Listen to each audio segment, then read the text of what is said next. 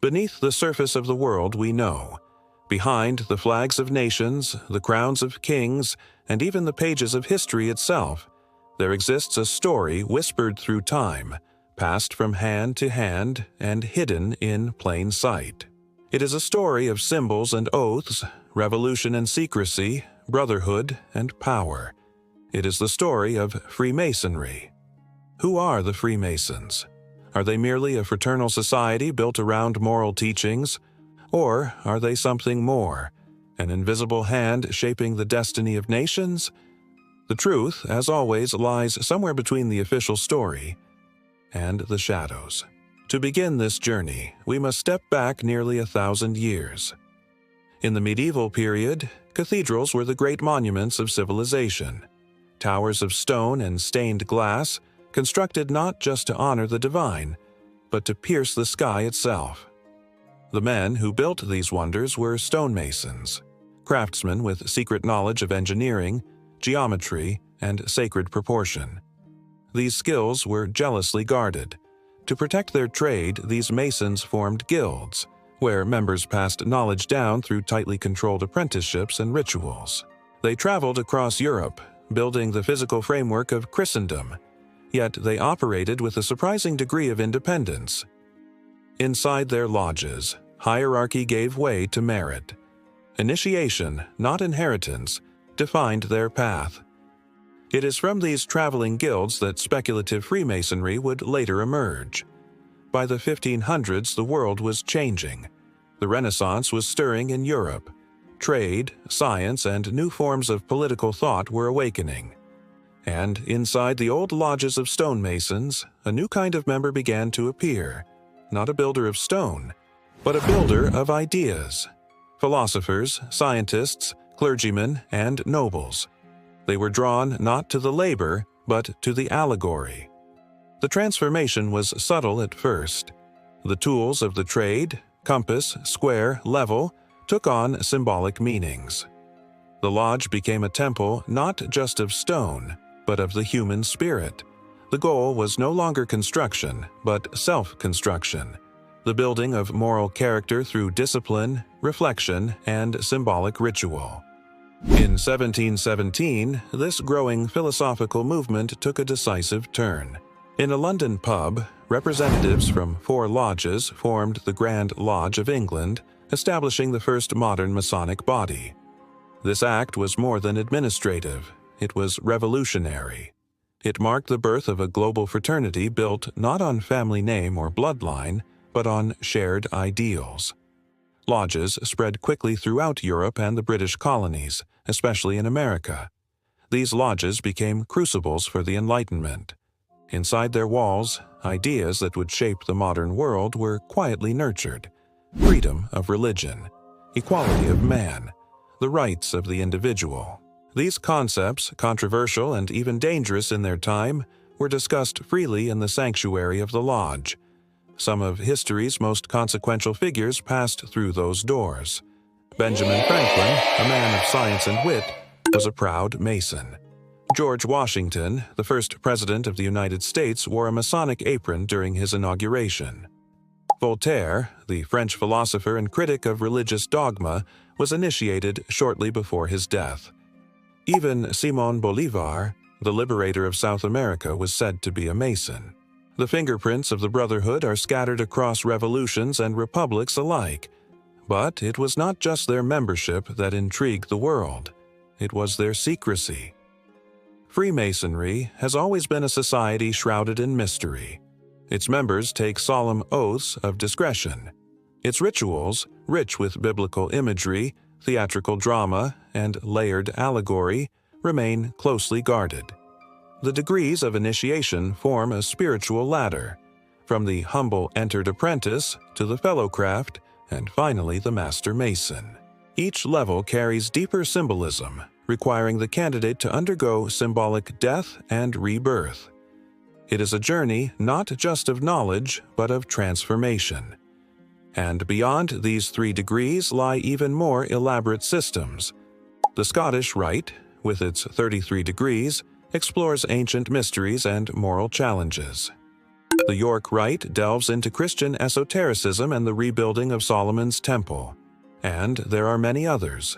The Order of the Eastern Star, Shriners, Royal Archmasons, and more. Each offers a different facet of the Masonic diamond, but all point toward the same core values: brotherhood, charity, truth, and the belief in a supreme being. Yes, Freemasonry requires belief in a higher power, but it does not demand adherence to any specific faith. In fact, Masonic lodges are famously inclusive. Christian, Muslim, Jew, Hindu, and others may sit side by side, united not by creed, but by principle. For this reason, religious institutions have long viewed the brotherhood with suspicion. The Catholic Church in particular has repeatedly condemned Freemasonry. Popes have declared it heretical, excommunicated its members, and warned of its Luciferian influence. Why? Because Masonic teachings encourage free thought, private conscience, and the separation of church and state, concepts that directly threatened papal authority, especially in the 18th and 19th centuries. But the tension was not only theological. As Freemasonry grew, so too did rumors of its political power. Monarchs and despots feared that Masonic lodges were breeding grounds for rebellion. In France, the revolutionaries of 1789, many of them Masons, overthrew the monarchy and installed new democratic ideals. In the newly formed United States, Masonic ideas were written into the very DNA of the nation. Not everyone welcomed this. By the early 1800s, a wave of anti-Masonic hysteria swept parts of Europe and America. In the United States, the Anti-Masonic Party was formed, the first third party in American history, claiming that Masons were undermining democracy. Secret rituals, symbolic death oaths, and the sheer number of powerful Freemasons gave conspiracy theorists plenty to work with. But perhaps the darkest moment in Masonic history came during the 20th century. Hitler's regime targeted Masonic lodges, arrested their members, and destroyed their archives. In fascist Italy, Mussolini crushed the fraternity. In Francoist Spain, Masons were branded traitors. And in the Soviet Union, Freemasonry was outlawed entirely, seen as a Western poison, incompatible with communist ideology. Despite this, Freemasonry survived. Underground in some places, thriving in others. And yet, the shadow of conspiracy has never fully faded. To this day, Freemasons are accused, by critics and conspiracy theorists, of being part of the New World Order, a secret elite manipulating governments, media, and finance to control the world. They point to Masonic symbols on currency, strange alignments in city architecture, and the membership of powerful figures in politics, business, and entertainment. Some go further, claiming Masons worship a hidden god, Baphomet, or that they are involved in satanic rites. These claims are widely dismissed by Masons themselves, who argue that their organization is built on ethics, charity, and spiritual reflection, not domination or occultism. Yet mystery remains. And in a way, that may be the point. Freemasonry is built on allegory and symbolism. Its teachings are not delivered through textbooks, but through ritual, metaphor, and myth. The journey of a Mason is not just through degrees. It is through himself. The tools of the trade, the trowel, the plumb, the level, become instruments for self-examination. The temple he is instructed to build is his own soul. And what of the modern Mason? In the 21st century, the fraternity faces challenges. Membership has declined in many Western countries. The secrecy that once protected its traditions now hinders its appeal in an age of transparency.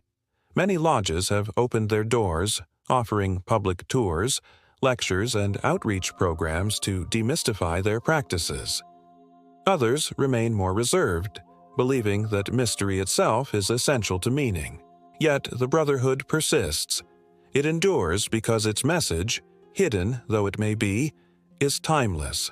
That personal growth is sacred, that truth is layered, that wisdom is earned, not inherited, and that in a world of division there is still power in a simple idea, that all men, regardless of race, creed, or class, can meet on the level, equal in dignity and purpose.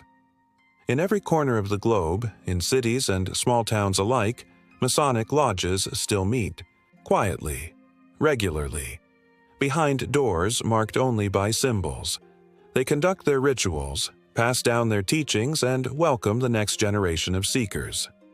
And perhaps that is the final secret of Freemasonry, that in a world obsessed with power, its greatest treasure is not domination, but meaning. So the next time you see the square and compass etched into stone, or a strange inscription hidden on a monument, remember, there is a world behind the world, a history behind the history, and within it, a brotherhood that has endured war, exile, revolution, and rumor, not by force, but by faith. Faith in an idea older than any nation, the idea that light can be found even in darkness.